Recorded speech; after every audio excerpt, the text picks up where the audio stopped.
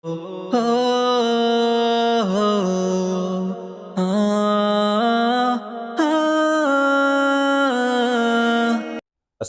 अलैकुम वरहमतुल्लाहि वबरकातुह।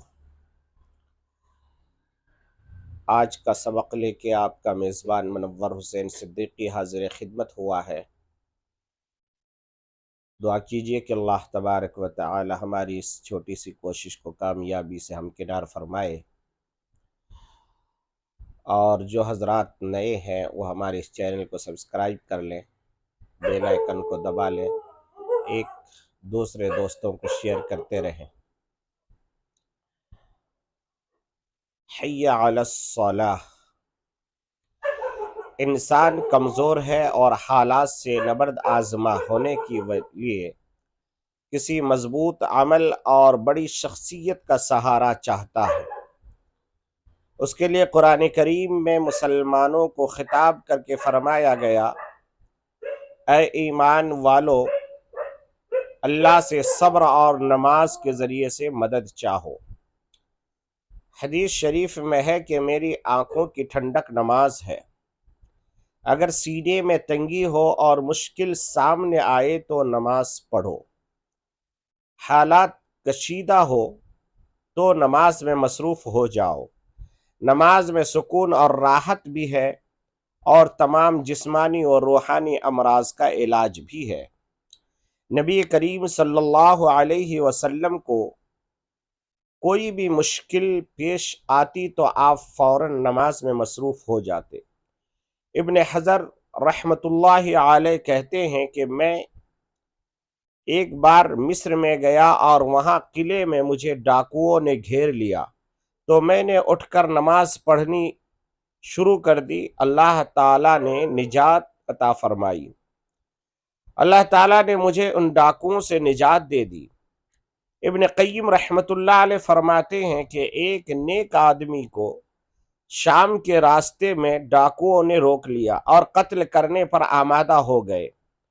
उस मजलूम शख्स ने 2 रकात नमाज पढ़ने की इजाज़त चाही, नमाज शुरू कर दी और नमाज में यह आयत पढ़ी, अम्मन युजीबुल मुज़्तर्र इज़ा दआहू। उसने ये आयत 3 मरतबा पढ़ी। अल्लाह ताला ने इस मुज़तरिब की नुसरत के लिए आसमान से फरिश्ते नाजिल फरमा दिया, जिसने डाकुओं को कत्ल कर दिया और उस आदमी को निजात मिल गई। सो नमाज के ज़रिए जहाँ आखिरत में सुरखरुई हासिल होती है, वहाँ दुनिया में भी नकद इनामात से नवाजा जाता है। लिहाजा इस अहम फरीज़े में कोताही नहीं करनी चाहिए। फ़ायदा, टोपी पर अमामा बांधना सुन्नत है। अमामा टोपी पर बांधना सुन्नत है। अगर किसी ने बगैर टोपी के अमामा बांधा तो ये सुन्नत के खिलाफ है। इसी तरह अगर बगैर टोपी के अमामा बांधा और दरमियान से सर खुला रह गया तो नमाज मकरूह होगी। इन मसाइल को याद रखो, दुनिया और आखिरत में फ़ायदा होगा। आज के सबक में मैं और 2-4 मिनट आपका लेना चाहता हूँ, क्योंकि इस वक्त जो हालात हैं हम सब के सामने, और अल्लाह तबारक व ताला ने फरमाया वस्तईनु बिस्सब्रि वस्सलाह, के मुसलमानों जब तुम्हारे ऊपर कठिन घड़ी आए तो तुम सब्र के ज़रिए से, नमाज के ज़रिए से मदद चाहो, और यकीनन अल्लाह की मदद आती है और अब तक आई है और इंशाअल्लाह आती रहेगी, मगर बशर्त के हम मोमिन कामिल बन जाएं। इधर आ सितमगर हुनर आजमाए, इधर आ सितमगर हुनर आजमाए, तुम तीर आजमाओ हम जिगर आजमाए। इस वक्त रमज़ानुल मुबारक का बहुत ही प्यारा मौसम और मुतबर्रक महीना चल रहा है, और हमारे बिरादरान वतन और हमारे हिंदू भाइयों के यहाँ त्यौहार नवरात्रि चल रहा है। इन दोनों में आज तक कभी तसादुम नहीं हुआ। कभी ऐसा नहीं लगा कि हमारी नमाज से उनकी नवरात्रि में कोई तकलीफ हो और उनकी नवरात्रि से हमारी नमाज में कोई खलल पड़ता हो।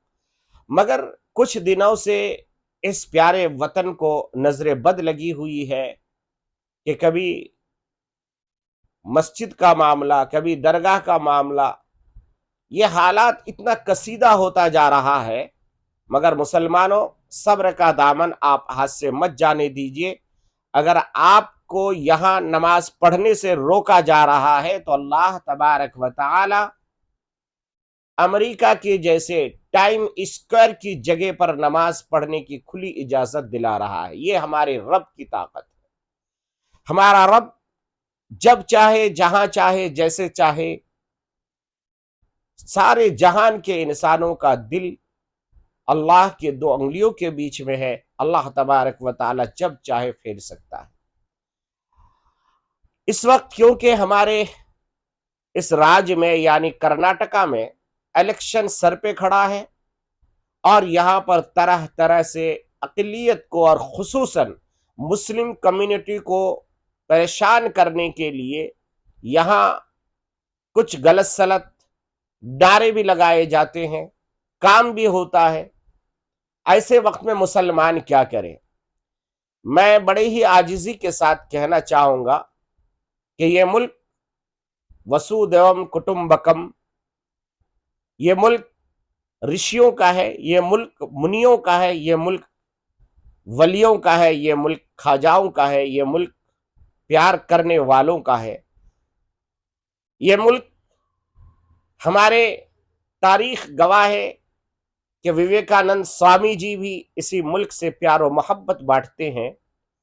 तो ये मुल्क में गांधी जी भी प्यार और मोहब्बत को के झंडे को लेकर आगे बढ़ते हैं। ये मुल्क हजरत मौलाना हुसैन अहमद मदनी प्यार के संदेश को लेकर आगे बढ़ते हैं। इस मुल्क में हजरत मौलाना अबुल कलाम आज़ाद जैसी शख्सियत प्यार और मोहब्बत के संदेश को लेकर आगे बढ़ते हैं। तो ये मुल्क उन्हें नवाजता है कि हिंदुस्तान का सबसे पहला एजुकेशन मिनिस्टर बनाता है। इसलिए मेरे मुसलमान भाइयों और खुसूसन कर्नाटक के अमन पसंद शहरियों से मैं गुजारिश कर रहा हूं, सिर्फ मुसलमानों से नहीं, क्योंकि कर्नाटक की सरजमीन प्यार और मोहब्बत वाली सरजमीन है। यहाँ के भाषाओं को आप गौर से देखेंगे तो आपको ऐसा लगेगा जैसे फूल का माला बना हुआ हो, कितना प्यारा लिखने में भी आता है। और यहाँ पर कभी फिरकावारियत पनप नहीं पाई, इंशाअल्लाह आइंदा भी नहीं पनप पाएगी। मगर इस वक्त सियासत की लड़ाई चल रही है।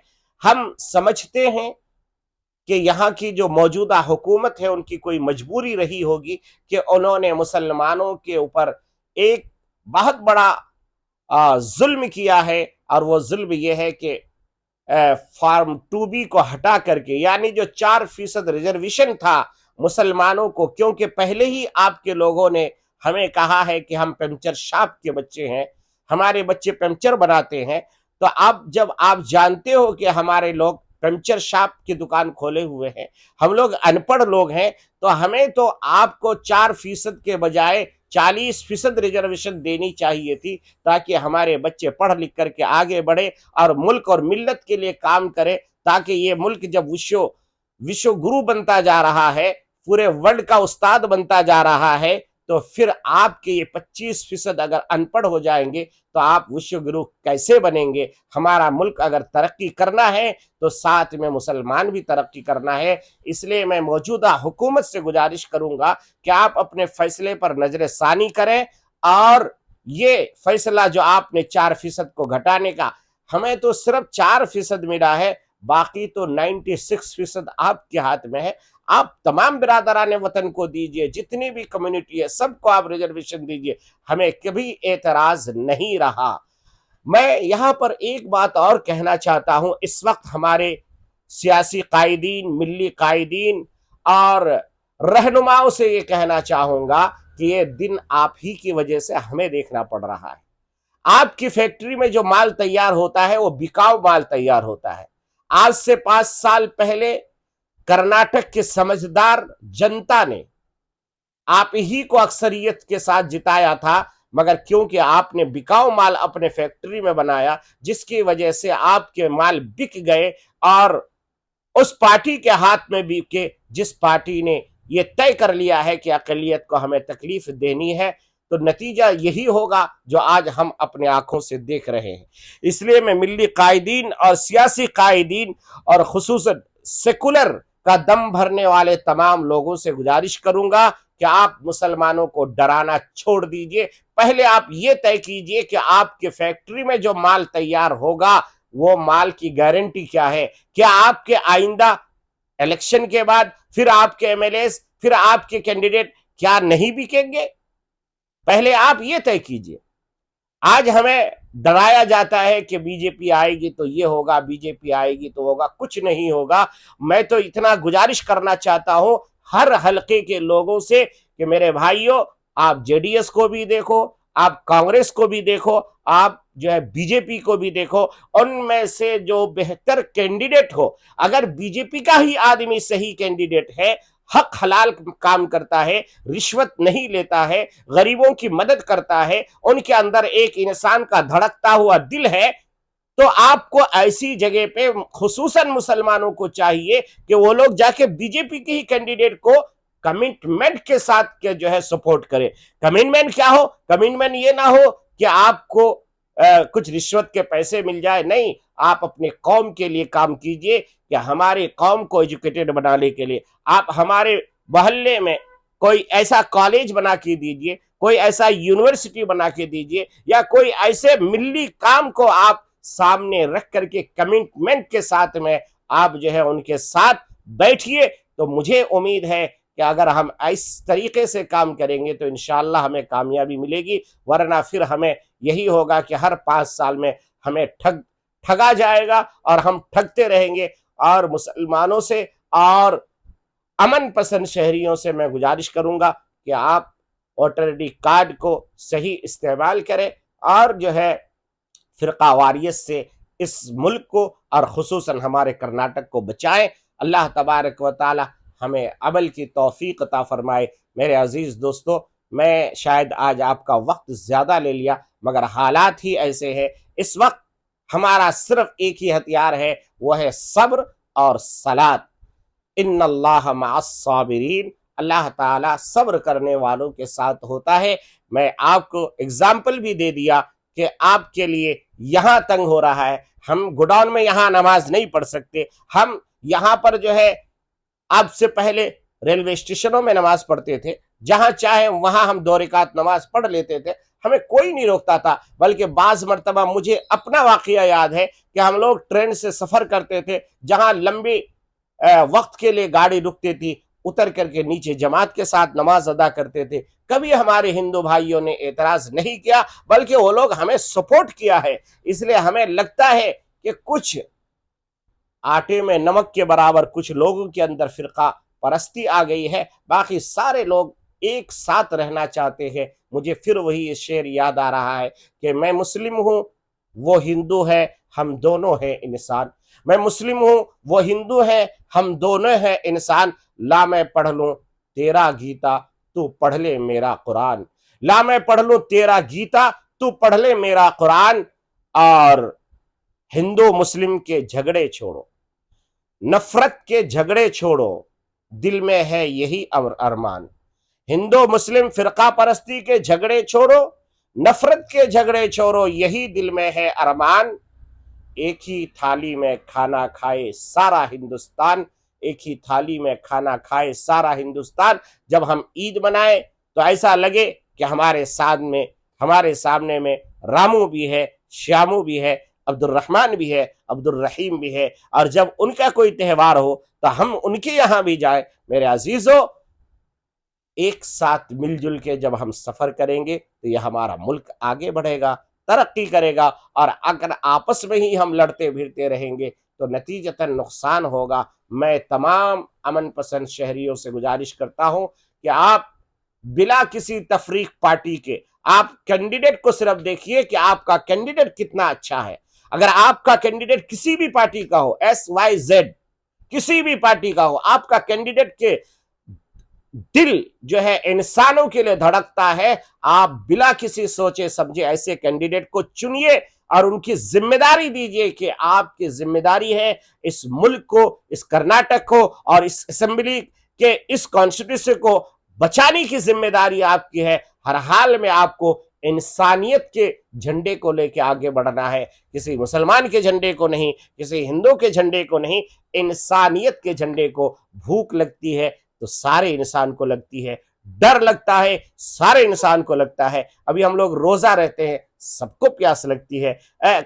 तो मेरे भाइयों, हर इंसान चाहता है कि वो आगे बढ़े।